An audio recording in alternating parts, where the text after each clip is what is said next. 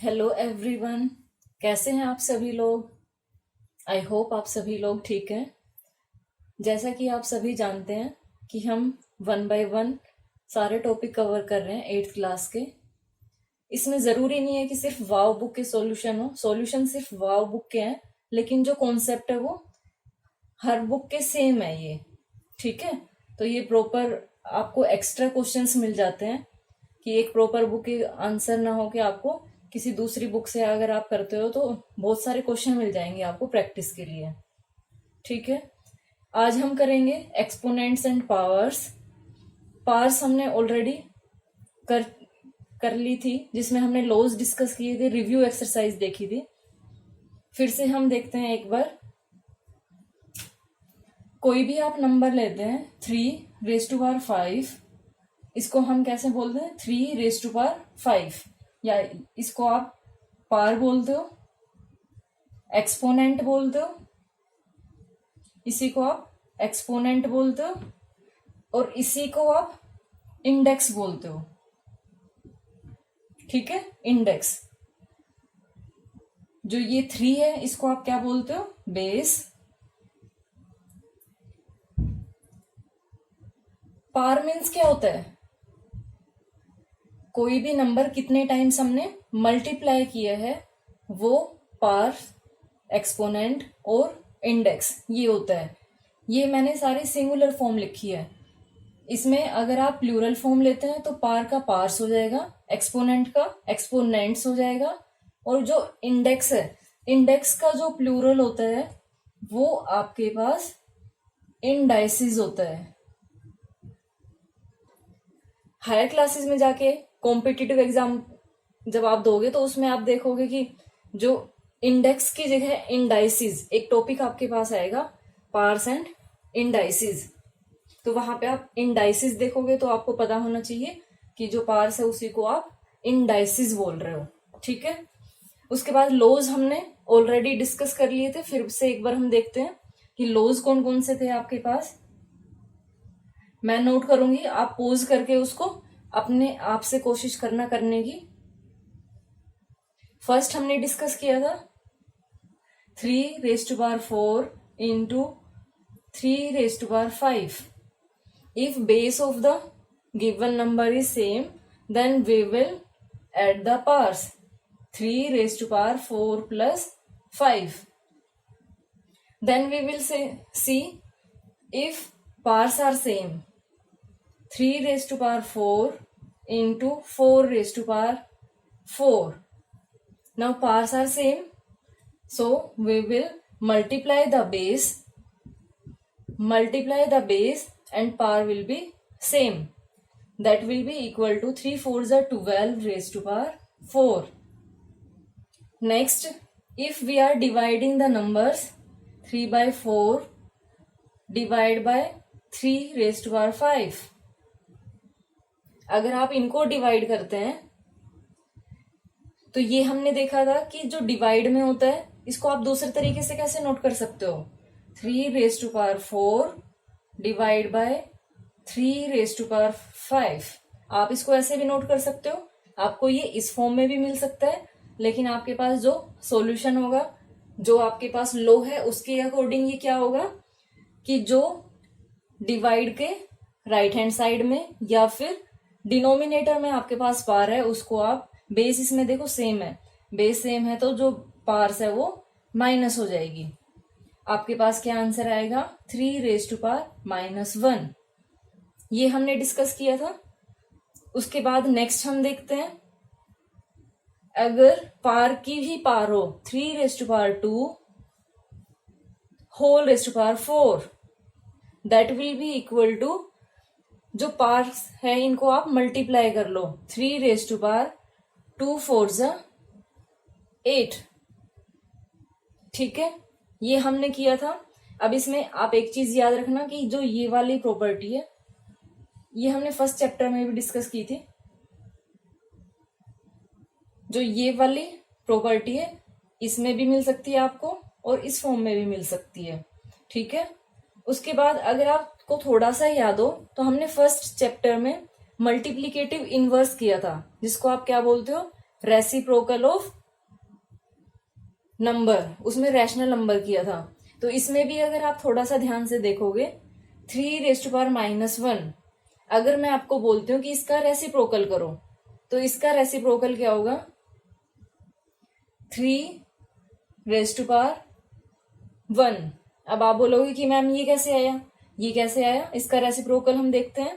3⁻1, इसका अगर आप रेसिप्रोकल करते हो तो आप डिवाइड में इसके साथ 1 ले लो। ठीक है, आपने कैसे नोट किया? ये इसका रेसिप्रोकल करोगे तो 1 जो आपके पास डिनोमिनेटर है वो न्यूमरेटर में चेंज हो गया, और जो न्यूमरेटर है वो डिनोमिनेटर में चेंज हो गया। ये आपके पास आया 1/3⁻1। अब देखिए, अब आपको जो याद रखना है, जो थोड़ा सा डिफरेंट है वो मैं आपको बताती हूँ कि आप याद रखोगे। अगर आप न्यूमरेटर टू डिनोमिनेटर और डिनोमिनेटर टू न्यूमरेटर, आप ऐसे पार्स को लेके जा रहे हो या नंबर को लेके जाते हो तो जो पार्स है उनका साइन चेंज हो जाएगा। क्या बोला मैंने? अगर आप न्यूमरेटर टू डिनोमिनेटर या डिनोमिनेटर टू न्यूमरेटर लेके जाते हो पार्स को, तो उसका साइन चेंज हो जाता है।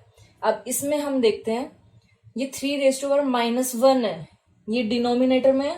अगर मैं आपको बोलती हूँ कि मुझे तो पार पॉजिटिव चाहिए, तो आप क्या करोगे? इसको न्यूमरेटर में लेके जाओगे, और जैसे ही न्यूमरेटर में लेके जाओगे आपके पास पार क्या हो जाएगी?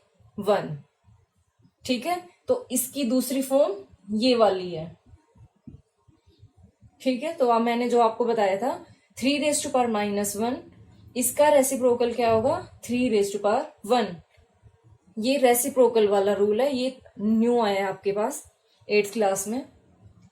अब एक एग्जाम्पल और देख लो इसी का, कि अगर आपको बोला जाए 1/4⁻², you have to write reciprocal of this number, तो इसको आप कैसे नोट करोगे?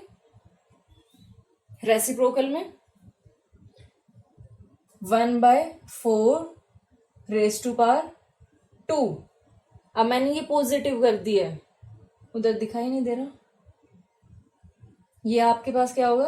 पार को सिर्फ चेंज कर दो, 1/4 एज इट इज पार 2। This is reciprocal.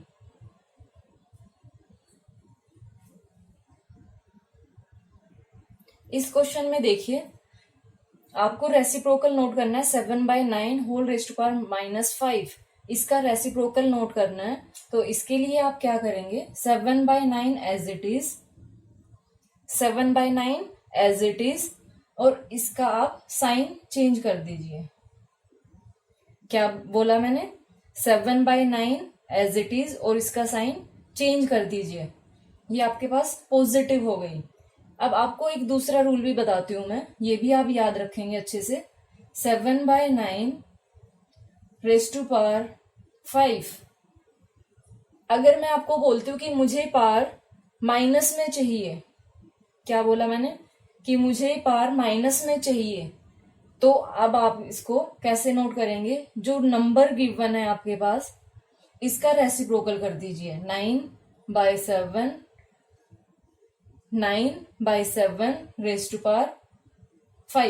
ये इसको आप ऐसे नोट करेंगे। सॉरी,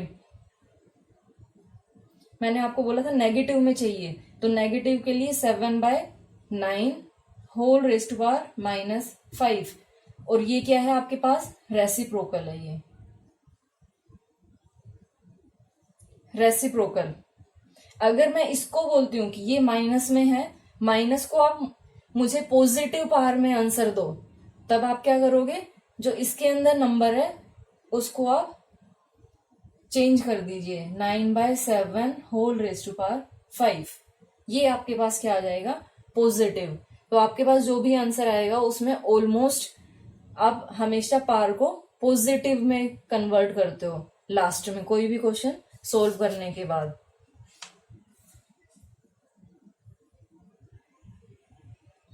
नेक्स्ट इसमें एक रूल आपके पास और है, वो क्या है? अगर आपके पास कोई नंबर है 3⁻x इज इक्वल टू 3⁻²।